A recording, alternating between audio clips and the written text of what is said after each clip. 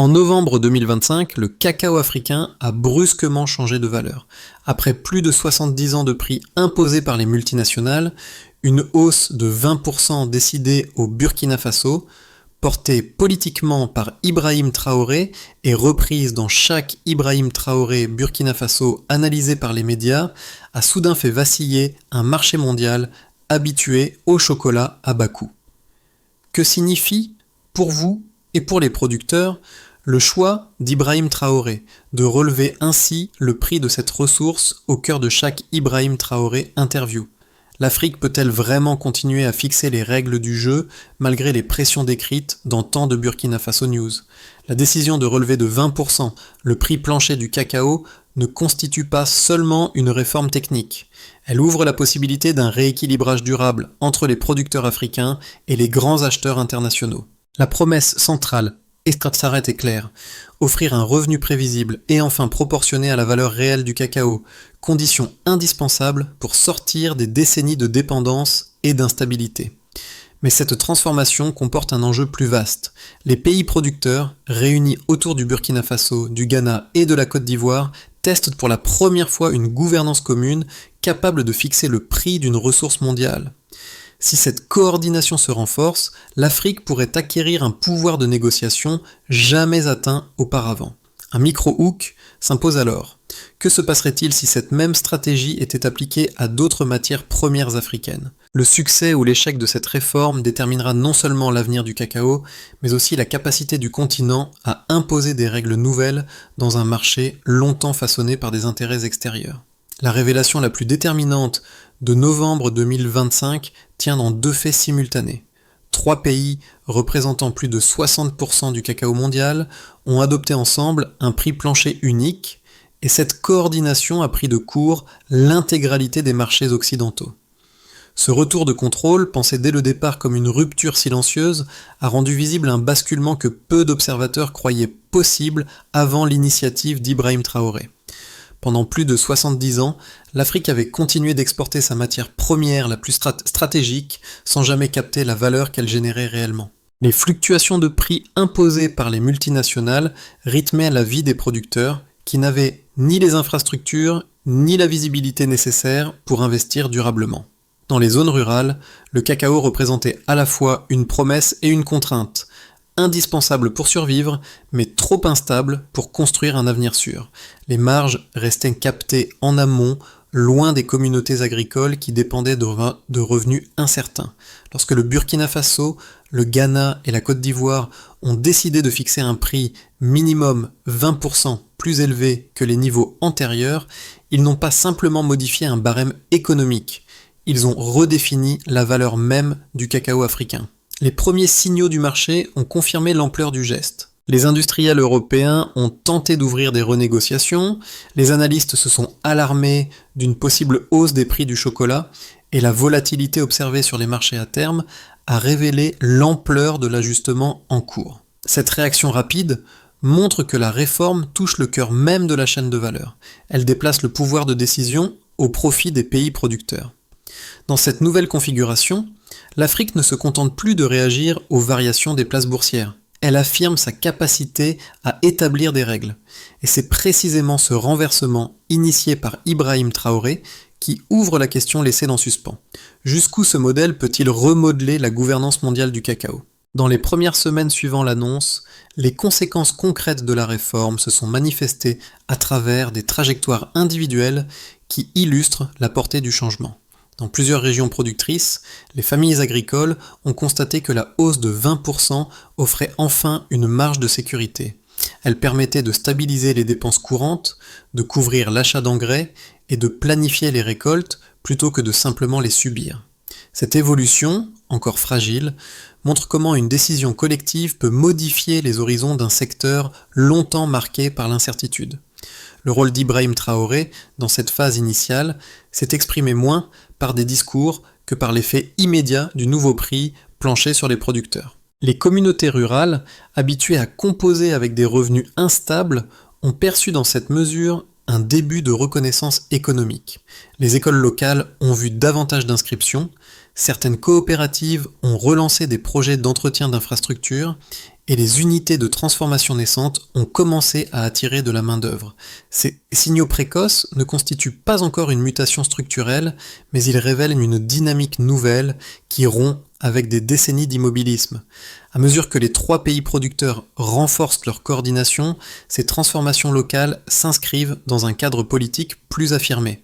La possibilité de négocier à partir d'un prix commun modifie non seulement la position africaine face aux acheteurs internationaux, mais aussi la manière dont les producteurs envisagent leur rôle dans la chaîne de valeur. Le changement paraît encore réversible, mais il démontre que même une mesure tarifaire peut ouvrir un espace d'action plus large. En d'autres termes, la stabilité change la portée du pouvoir agricole.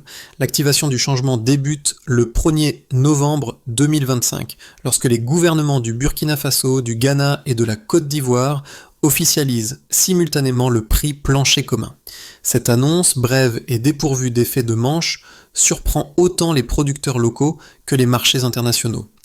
Dans les jours qui suivent, les contrats d'exportation en cours deviennent le premier terrain de tension. Plusieurs acheteurs européens demandent des dérogations temporaires, invoquant des marges déjà compressées et des budgets serrés pour l'année fiscale en cours. Les coopératives africaines, longtemps habituées à céder devant les exigences extérieures, choisissent cette fois de maintenir la ligne fixée par les 3 États. Ce refus marque l'instant où la réforme cesse d'être une simple mesure nationale pour devenir un positionnement collectif assumé. Le mouvement atteint son point culminant environ 2 semaines plus tard, lorsque les marchés à terme enregistrent une volatilité inhabituelle, signe d'une adaptation forcée. Les premières analyses publiées dans plusieurs capitales européennes évoquent une hausse possible des prix du chocolat, ce qui crée une pression médiatique immédiate. Les industriels du secteur, inquiets de la réaction des consommateurs, intensifient leur demande de renégociation tout en sondant des alternatives d'approvisionnement vers le Brésil ou la Malaisie. Cependant, ces pistes se heurtent rapidement à 2 limites évidentes: la capacité de production disponible et la constance de la qualité recherchée par les grandes marques. C'est dans ce contexte que la figure d'Ibrahim Traoré réapparaît dans le débat international, souvent cité comme symbole d'une Afrique déterminée à reprendre le contrôle de ses ressources. Au niveau local, cette visibilité se traduit par une certaine confiance. Les producteurs comprennent que le rapport de force a réellement changé. La phase de Duchin s'étend sur plusieurs semaines et révèle les premiers ajustements structurels provoqués par le nouveau prix plancher. Dans les zones rurales, les revenus légèrement plus élevés modifient les priorités familiales. Les dépenses liées à la scolarisation, à l'entretien des plantations et à la santé deviennent plus régulières. Certaines coopératives redémarrent des projets d'infrastructure qui étaient restés en suspens depuis des années, faute de marge suffisante. De leur côté, les acheteurs internationaux revoient progressivement leur stratégie, non par conviction, mais par nécessité. L'offre de cacao africain reste indispensable à la stabilité de la production mondiale de chocolat. Cette adaptation forcée illustre un basculement discret mais réel du centre de gravité du marché. Les pays producteurs, en fixant un prix commun, parviennent à imposer un rythme que les acteurs extérieurs doivent désormais suivre. Ce trilogique, activation rapide, pic de tension, onde prolongée, montre comment une décision tarifaire peut produire un effet systémique lorsqu'elle est portée par 3 États alignés. La dynamique reste fragile, mais elle démontre qu'un changement apparemment technique peut transformer l'architecture d'un marché mondial lorsque sa mise en œuvre est cohérente. Derrière chaque ajustement, un point constant demeure. La réforme continue de redistribuer du pouvoir lentement mais visiblement vers les producteurs africains. Le point de départ le plus révélateur reste la comparaison baseline. Delta. Avant novembre 2025, le revenu mensuel moyen d'un producteur de cacao tournait autour de 85 $, tandis que les 3 mois suivant l'instauration du prix plancher ont enregistré une progression d'environ 18%. Ce changement rapide montre comment une simple variation tarifaire peut réorienter la distribution de valeur le long de la chaîne. La hausse, bien que modeste en apparence, offre une marge qui protège les familles rurales contre l'instabilité chronique des marchés mondiaux. Elle crée également un espace où les dépenses essentielles ne dépendent plus exclusivement des fluctuations boursières. Le deuxième indicateur significatif concerne les emplois liés à la transformation locale estimé à 4000 nouveaux postes dans les régions productrices. Ce chiffre atteste qu'un prix renforcé ne se limite pas à un gain direct pour les producteurs, mais qu'il engendre un effet multiplicateur dans l'économie immédiate. Ces unités de transformation, en développement progressif, favorisent une montée en compétences des travailleurs ruraux, ce qui contribue à stabiliser la filière sur le long terme. L'augmentation de la main-d'œuvre confirme que la valeur ajoutée peut rester localement plutôt que d'être captée hors du continent. Le troisième repère quantitatif se lie dans la synchronisation régionale. 3 pays totalisant plus de 60% du cacao mondial ont appliqué le même prix plancher. Cette coordination réduit le risque d'arbitrage entre zones productrices, un phénomène qui avait longtemps affaibli les États africains face aux multinationales. En parlant d'une seule voix, le Burkina Faso, le Ghana et la Côte d'Ivoire ont empêché les acheteurs de contourner la mesure en se réorientant simplement vers le pays proposant les conditions les plus basses. Ce verrouillage tarifaire représente un changement structurel discret mais déterminant. La réaction internationale, elle aussi chiffrée de manière indirecte, renforce la lecture globale. Les industriels européens évoquent désormais une hausse probable des prix du chocolat, comprise entre 5 et 8%, signe que le surcoût côté producteur se répercute mécaniquement dans les phases intermédiaires et finales de la transformation. Cette anticipation ne constitue pas un chiffre africain, mais elle indique l'ampleur du rééquilibrage en cours. La valeur jusque-là captée en aval se déplace progressivement vers l'origine de la production. Dans ce contexte, plusieurs analystes reconnaissent qu'un nouveau paradigme s'installe, même si sa stabilité reste à confirmer. L'initiative portée par Ibrahim Traoré fait apparaître ces indicateurs comme autant de pièces d'un même ensemble. Le revenu amélioré, le développement des emplois et la coordination régionale témoignent d'un changement qui dépasse la simple mécanique tarifaire. Ensemble, ces données révèlent que la chaîne de valeur du cacao, longtemps soumise à une logique unilatérale, redevient progressivement un espace où les pays producteurs fixent les termes de l'échange. La question désormais consiste à savoir si ces premiers signaux annoncent une transformation durable ou s'ils ne représentent qu'un équilibre transitoire dans un marché encore dominé par des intérêts externes. Les réserves les plus solides, formulées par plusieurs économistes occidentaux, reposent d'abord sur un raisonnement classique. Selon eux, la hausse de 20% du prix plancher pourrait réduire la demande internationale en produits chocolatés. Ils avancent que les consommateurs européens, sensibles aux fluctuations de prix, pourraient modifier leurs habitudes d'achat si les coûts augmentent durablement. Dans cette optique, le cacao africain risquerait de perdre en compétitivité face à des régions comme le Brésil ou la Malaisie, dont les structures de production ne sont pas soumises aux mêmes contraintes politiques. L'argument est cohérent. Il évalue un risque réel, fondé sur la réaction du marché, plutôt que sur une critique idéologique de la réforme. Le second argument, également robuste, met l'accent sur la possibilité de distorsion interne dans les pays producteurs. Les analystes favorables à cette thèse s'inquiètent d'une éventuelle surproduction encouragée par le prix plancher qui pourrait dépasser la capacité réelle d'absorption du marché. Une telle dynamique, explique-t-il, rendrait les producteurs dépendants d'un prix garanti tout en exposant les gouvernements à des tensions économiques ou politiques si les volumes excédaient la demande. Là encore, le raisonnement n'est pas infondé. Il décrit une vulnérabilité structurelle potentielle. Cependant, les éléments issus de la réforme montrent une lecture complémentaire. L'objectif n'a jamais été de stimuler artificiellement l'offre, mais de garantir un revenu plus juste dans un secteur longtemps déséquilibré. La coordination entre le Burkina Faso, le Ghana et la Côte d'Ivoire réduit précisément le risque d'isolement économique évoqué par les critiques. Les premiers résultats observés dans les communautés rurales, amélioration de la stabilité financière, reprise de projets locaux, montée progressive de la transformation, indiquent que la réforme agit principalement comme un correcteur de dignité économique plutôt qu'un moteur de distorsion. La réponse la plus solide au Stillman n'est donc pas une réfutation, mais la constatation que les risques théoriques ne se manifestent pas encore dans la phase actuelle du modèle. L'équilibre commence à basculer. Au milieu de cette transition, un point souvent sous-estimé apparaît. La réaction internationale, d'abord perçue comme une simple inquiétude passagère, commence progressivement à structurer de nouvelles stratégies d'approvisionnement. Ce dévoilement discret change la lecture de la réforme, car il montre que la mesure n'agit plus seulement sur les revenus africains, mais sur l'architecture même du marché mondial. Les industriels européens, confrontés à l'impossibilité de trouver des volumes équivalents ailleurs, reconnaissent désormais que le prix plancher impose un cadre auquel ils doivent s'adapter plutôt qu'un obstacle à contourner. Cette inflexion en marque la première confirmation tangible que l'initiative portée par Ibrahim Traoré a déclenché un mouvement que les acteurs extérieurs ne peuvent plus ignorer. Dans cette nouvelle configuration, la coordination du Burkina Faso, du Ghana et de la Côte d'Ivoire apparaît moins comme une réaction conjoncturelle que comme une stratégie capable de remodeler la gouvernance mondiale du cacao. Le midpoint révèle ainsi un pivot. Le marché s'ajuste non parce qu'il le souhaite, mais parce qu'il n'a pas d'alternative crédible.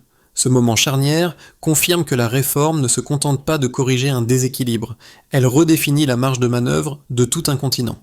Dans les zones rurales, la hausse de 20% du prix plancher s'est traduite par un changement immédiat dans la gestion quotidienne des exploitations. Les familles agricoles, longtemps dépendantes de revenus instables, disposent désormais d'un socle financier leur permettant de planifier l'achat d'engrais, d'entretenir leurs plantations et d'assurer plus régulièrement la scolarisation des enfants. Cette stabilité encore fragile transforme la relation des producteurs à leur propre travail. Ils ne subissent plus entièrement les fluctuations externes, mais retrouvent une marge décisionnelle minime mais réelle. L'élan initié par Ibrahim Traoré apparaît ici non comme une réforme lointaine, mais comme une correction vitale ressentie dans les villages. Les industriels européens du chocolat ont dû revoir leur stratégie d'approvisionnement dès l'annonce du prix plancher. Les renégociations de contrats, d'abord perçues comme une étape technique, ont révélé la nouvelle dépendance des acheteurs face à un bloc africain désormais aligné. Les tentatives d'explorer des alternatives au Brésil ou en Malaisie n'ont pas suffi à compenser la combinaison volume-qualité fournie par le Burkina Faso, le Ghana et la Côte d'Ivoire. Les projections de hausse des prix du chocolat, estimées entre 5 et 8%, ont créé une pression médiatique qui a forcé les entreprises à reconnaître que la réforme redéfinit structurellement leurs marges. Ce déplacement du rapport de force est l'un des impacts les plus visibles du modèle porté en partie par Ibrahim Traoré. Dans les pays importateurs, l'effet le plus perceptible demeure la légère augmentation anticipée des prix des produits Loin de provoquer un rejet massif, cette hausse a ouvert un débat public sur l'origine des matières premières et sur les conditions de production qui les sous-tendent. Certains consommateurs se montrent désormais plus attentifs à l'éthique des chaînes d'approvisionnement et questionnent les inégalités structurelles longtemps ignorées. Cette prise de conscience, encore balbutiante, place le cacao africain dans une nouvelle dynamique où l'acte d'achat n'est plus strictement économique, mais aussi symbolique. La réforme incite ainsi à relier plaisir de consommation et reconnaissance du travail agricole. L'impact le plus profond pourrait bien se situer sur le terrain des relations internationales. En fixant collectivement un prix plancher, 3 pays producteurs ont démontré qu'un alignement régional peut modifier les règles d'un marché mondial historiquement asymétrique. Les réactions diplomatiques varient. Certaines puissances voient dans ce modèle un précédent susceptible d'être reproduit pour d'autres ressources, tandis que d'autres redoutent une reconfiguration durable des chaînes de valeur mondiales. Cette tension signale un changement de posture. L'Afrique n'est plus simplement un pourvoyeur de matières premières, mais un acteur capable d'imposer un cadre. Dans ce contexte, le rôle d'Ibrahim Traoré devient un repère politique structurant, car son initiative symbolise une volonté continentale de souveraineté économique. Dans ces 4 dimensions, producteurs, entreprises, consommateurs, géopolitique, les effets convergent vers un constat unique. La réforme agit comme un levier qui redistribue une partie du pouvoir vers les pays producteurs tout en obligeant les acteurs mondiaux à s'ajuster. Dans l'hypothèse d'une continuité maîtrisée, le Burkina Faso, le Ghana et la Côte d'Ivoire maintiennent leur coordination tarifaire sans heurts diplomatiques majeurs. Cette stabilité permettrait aux investissements agricoles lancés après la hausse de 20% de se poursuivre, donnant aux producteurs un environnement suffisamment prévisible pour améliorer progressivement la qualité des récoltes. Les unités de transformation locale, déjà en croissance, gagnerait alors en cohérence et en capacité d'absorption, renforçant la valeur ajoutée captée sur place. Dans ce cadre, l'Afrique consoliderait sa position de négociation face aux acheteurs internationaux qui seraient contraints d'intégrer durablement le prix plancher dans leurs modèles économiques. Ce scénario ne promet pas des changements spectaculaires, mais une progression méthodique permettant aux pays producteurs de consolider leur pouvoir nouvellement acquis. Une réaction plus hostile des grandes puissances économiques pourrait modifier l'équilibre actuel. Les industriels européens, déjà préoccupés par une hausse annoncée des prix du chocolat, pourraient intensifier leurs recherches d'alternatives, même imparfaites, pour réduire leur dépendance au cacao africain. Les tensions diplomatiques pourraient s'accentuer, accompagnées de propositions de renégociation ou de mesures tarifaires destinées à affaiblir l'initiative régionale.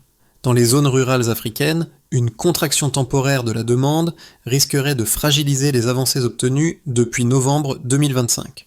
Ce scénario mettrait à l'épreuve la résilience de la stratégie collective initiée par les trois pays. Si les investissements dans la transformation locale stagnent, ou si les mécanismes de gestion de la production peinent à suivre, certaines communautés pourraient juger que les bénéfices attendus n'arrivent pas assez vite. La tension pourrait alors se déplacer vers l'intérieur, impatience des producteurs, critiques politiques ou difficultés logistiques au moment d'absorber la nouvelle dynamique. Une telle fragilité affaiblirait l'unité régionale et pourrait donner aux acheteurs internationaux un prétexte pour remettre en cause la cohérence du prix plancher. Ce scénario ne démarre pas d'une opposition extérieure, mais d'un manque de consolidation interne. Cela invite à considérer ces perspectives avec recul, lire ces trois trajectoires non comme des prédictions exclusives, mais comme des tensions à équilibrer collectivement. La réussite dépendra de la capacité des pays producteurs à maintenir leur alignement tout en renforçant progressivement leurs structures locales. La réforme portée par le Burkina Faso, le Ghana et la Côte d'Ivoire offre une lecture rare d'un renversement de rapport de force dans un marché mondial dominé depuis des décennies par les multinationales. Les observateurs familiers des dynamiques de prix voient dans cette hausse de 20% non une anomalie, mais un test grandeur nature de la capacité africaine à imposer un cadre commun. La coordination régionale devient ainsi un signal fort, elle montre qu'une ressource longtemps traitée comme interchangeable peut redevenir un levier politique. Pour ce public, le cacao n'est plus seulement une matière première, mais un indicateur d'évolution structurelle. Au-delà des chiffres, la réforme rappelle que derrière chaque fève de cacao se trouvent des familles dont la stabilité dépend du prix fixé à l'international. Les témoignages issus des zones rurales révèlent que la hausse de 20% n'est pas un simple gain financier, elle crée un espace où l'éducation des enfants, la santé et l'amélioration des exploitations deviennent envisageables avec davantage de continuité. Cette transformation encore précaire montre qu'une décision économique peut produire des effets sociaux immédiats. Pour ce public, la réforme réintroduit une dimension humaine dans un marché souvent perçu comme abstrait. L'augmentation annoncée des prix du chocolat incite de plus en plus d'acheteurs à questionner l'origine et la valeur réelle du cacao qu'ils consomment. Cette prise de conscience naissante relie un geste quotidien à un débat mondial sur l'équité commerciale. Le consommateur découvre ainsi que le prix payé inclut désormais une part plus juste destinée aux producteurs africains. Pour ce public, la réforme devient une invitation à considérer la cohérence éthique de leur choix d'achat. Les trois pays producteurs doivent renforcer la montée en puissance de leurs unités de traitement afin de capter davantage de valeur avant l'exportation. L'objectif, dans les 12 prochains mois, consiste à augmenter progressivement la part de cacao transformé localement, même si les infrastructures restent en développement. Ce déplacement de valeur vers l'amont réduit la dépendance aux marges imposées par les acteurs internationaux. Pour Ibrahim Traoré, cette étape concrétise une vision déjà amorcée. Faire en sorte que l'Afrique fixe non seulement le prix, mais aussi la forme sous laquelle elle vend ses ressources. L'amélioration durable de la filière suppose une diffusion méthodique des pratiques agricoles capables d'augmenter la qualité et la stabilité des récoltes. Les programmes de formation doivent être lancés dès la prochaine saison agricole, avec un suivi régulier dans les coopératives locales. Une meilleure compréhension des cycles culturaux permet aux producteurs de réduire leur dépendance aux engrais importés. Cette étape consolide l'effet direct du prix plancher sur le terrain. La coordination régionale qui a permis d'imposer le prix plancher doit devenir un socle permanent pour les futures négociations internationales. Parler d'une seule voix réduit les risques de contournement par les multinationales et stabilise la position africaine dans un marché encore dominé par des intérêts extérieurs. L'initiative portée par Ibrahim Traoré montre que cette cohésion n'est pas théorique, mais qu'elle doit désormais être institutionnalisée afin d'éviter l'usure politique. Pour prolonger l'effet social du prix plancher, les gouvernements doivent s'assurer que la hausse de 20% se traduit régulièrement par un meilleur accès à l'éducation, à la santé et aux investissements agricoles. Un mécanisme de suivi public renforce la transparence et protège les familles contre un éventuel retour en arrière. Cette étape ancre la réforme dans la durée et prépare l'extension du modèle à d'autres filières. Dans les villages producteurs, certains gestes racontent mieux que des chiffres ce que la réforme a déjà changé.